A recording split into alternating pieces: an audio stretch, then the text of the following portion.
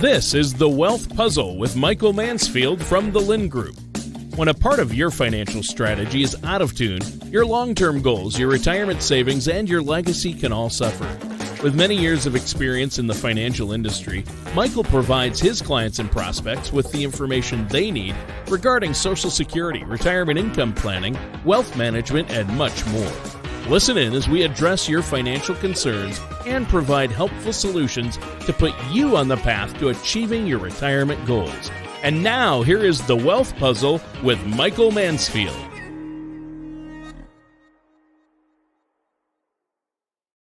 Hey everybody, thanks for tuning in. This is Mike Mansfield with the Lynn Group.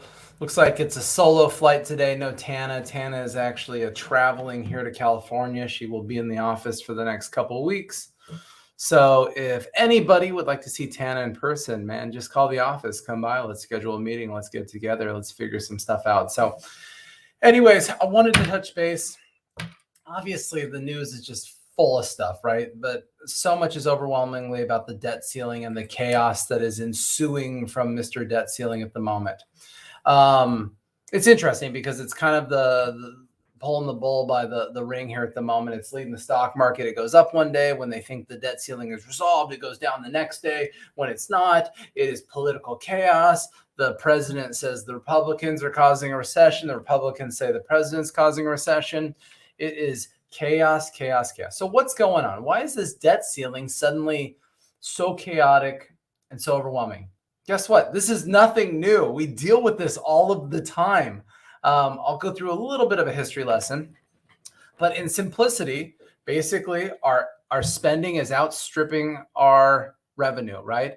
I mean, heck, the U.S. government just finished the first half of their fiscal year, and they're $1.1 trillion over in just 6 months. That's not a whole year deficit. That's only 6 months. That's an act of insanity. And so what happened here in the beginning of the year? We once again hit the debt limit. It was $31.4 trillion. Congress has to go through a little debate, settling up with the president to get it extended.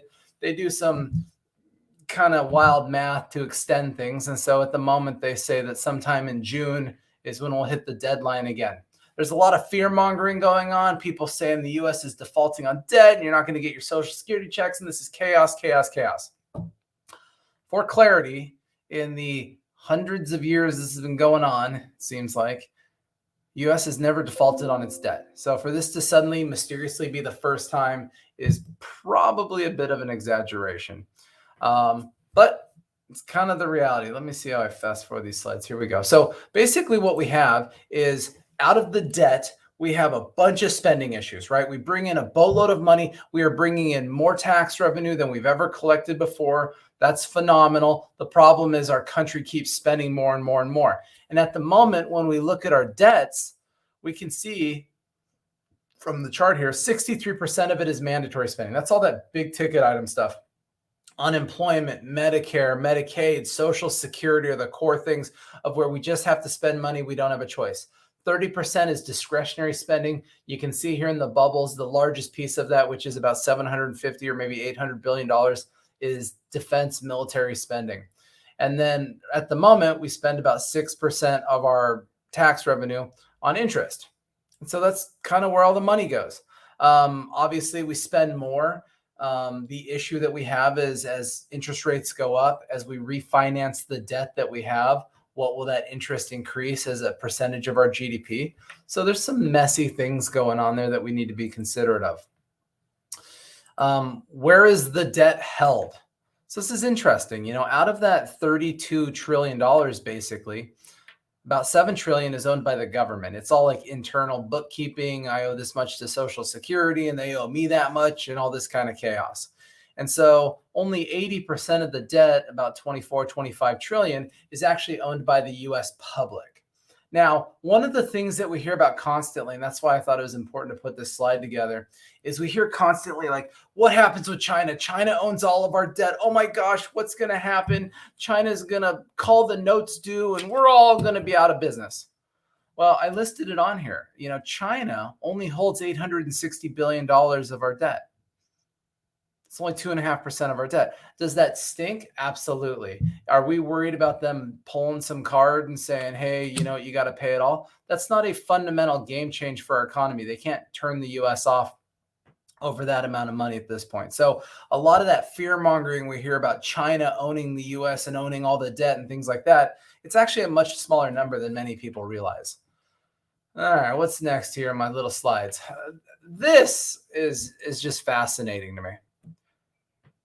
Since 1960, we have dealt with debt ceiling limit increases with Congress and fights and debates and politics 78 times. When you watch the news right now, it implies like this is the first time this has ever happened, that this is all news. It's all shocking. No, we do this all the time. And another slide, I'll show you some time periods. What's interesting about this chart is it shows the debt ceiling. It shows how the debt continually increases. It doesn't matter which political party is in power. Everybody is guilty in spending too much money and getting too far out of control with our spending. And what's tough about it is that's what we're constantly debating. Like when you look at the current thing that's going on in the news right now, what is happening? McCarthy and the Republicans in the House are trying to take the world's smallest micro step, like not even a step, maybe just a thought of trying to make us just barely fiscally conscious with our money. And then the other side of the column, the president, all those people are saying, heck no. I mean, it wasn't but last week that Janet Yellen was on the news and she was saying they need to increase the debt ceiling without any precautions, preconditions, without any rules. We should just increase it. If your kid came to you and said, hey, mom and dad, I've got $100,000 on my credit cards. I was hoping to raise the limit to 150,000, just, so I have more wiggle room. Maybe you as a parent would say, okay, well, maybe we should talk about what your spending habits are. Why do you have so much on credit cards? And the response is, no. We're not going to talk about anything responsible here. Let's just keep the party going and we'll be okay.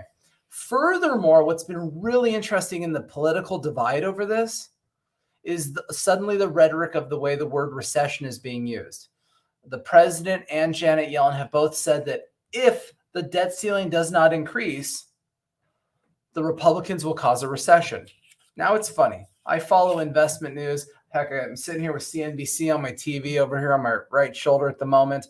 I follow the earnings calls, all the earnings of companies. For the last year, the word recession is everywhere. Everybody's been talking about a recession for 1,000 different reasons that have nothing to do with the debt ceiling. So to suddenly say that, oh, there was no recessionary pressure, the GDP is not declining, the retail industry is not falling apart, there's no recession anywhere. The only reason a recession would exist is if those pesky Republicans don't raise the debt ceiling without preconditions, is quite a misleading statement at the moment.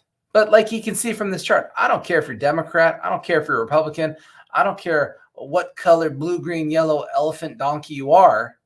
The reality is we are all guilty of spending too much money in this country, excessively, out of control, without limitations, constantly hitting the credit card limit, constantly going back to mommy and daddy for more money. And, the moment that we get a little bit of fiscal responsibility, it cannot come soon enough. Like I said, we're only halfway through the government's fiscal year and they're already $1.1 trillion over. I mean, you estimate that to be a $2.2 trillion deficit then for their calendar year? That's shocking. So the government starts getting into what they call extraordinary measures. And so they can start doing things. They can stop putting money in government-funded pensions. They can prioritize paying the debts and the bonds. Remember, the government has never defaulted on their debt. So they can prioritize that. One of the things that you hear on the news that freaks everybody out is this idea that Social Security, the payments will stop. And that's a confusing one because you say, well, wait a second. People are doing payroll taxes directly to Social Security every single month. Why wouldn't that money be going into the Social Security coffers and being able to make all those Social Security payments? How is this a problem? Well, the way that it works is the government has a main bank account trash can that's called like the general fund. And all the money goes in there. And then later they prioritize it. And so they say, oh, we got all this money. Maybe we should put some in our Social Security account or put it over in that account or wherever they're going to put it. And so, a lot of it goes back to the theme of maybe the government needs to be more efficient with how they account for these different sources of income and what those things should be put towards. If Social Security tax is coming in, maybe it should go into the Social Security coffers so you can pay your Social Security bills. Here's the fancy chart, though, that kind of shows a couple of years. Remember, based on the news, we've never had this conversation before, and this is the first time ever, and this is all awe-shocking. Well, good golly, on the right side, I know this is small and hard to see, but good golly, in 2021, here we are dealing with debt limit issues of 2021. August 2nd, extraordinary measures put in place by U.S. Treasury. October 5th, the peak stress date of the debt limit. December 16th, debt limit suspended by Biden signs a law. And in that time period, the stock market dropped 5%, basically. Here's, 2019. What? I thought this was the first time this had ever happened. But here, 2019, May 23rd, Treasury X date, late summer that we're going to hit the debt limit. Same thing happened in July 12th, August 2nd, debt limit suspended. You had the stock market drop 6.8% and 6.1% based on a couple different market cycles associated with that. So you get some downward pressure in the market traditionally as they fight through the debt limit. I mean, heck, you can remember when Trump was president and there was like a month or 6 weeks or something where you couldn't go visit the Statue of Liberty because the country was quote unquote shut down. This is a constant thing that the politics really needs to get out of the way, and they need to just handle the business of sorting this stuff out for us, the citizens who even gave them the tax money to be goofing around with. So, what are some of the consequences? Obviously, you can't go to the national parks. You can't go see the Statue of Liberty. There's this huge rhetoric out there. I fielded so many phone calls in the last probably 10 days about what happens if my Social Security gets turned off. I feel that that's a fear-mongering thing out there at the moment, but I guess we live in a world and a time these days where we can't be surprised about anything. Interest rates will go higher if the Treasury has to sell bonds, things like that. Credit rating downgrade if the U.S. defaults on its debt. That's bad globally. This is all things that are weakening the dollar, which is not good for Mr. United States. But let me reiterate, the best point ever is we have never defaulted on our debt before, and we've done this almost 80 other times. So I feel kind of like the middle bullet point here. This is such a political, partisan drama tool. Everybody wants to make a scene. Everybody wants to point a finger. Honestly, the most hilarious thing I saw all week was President Biden said, those Republicans are going to cause a recession if they don't raise the debt ceiling.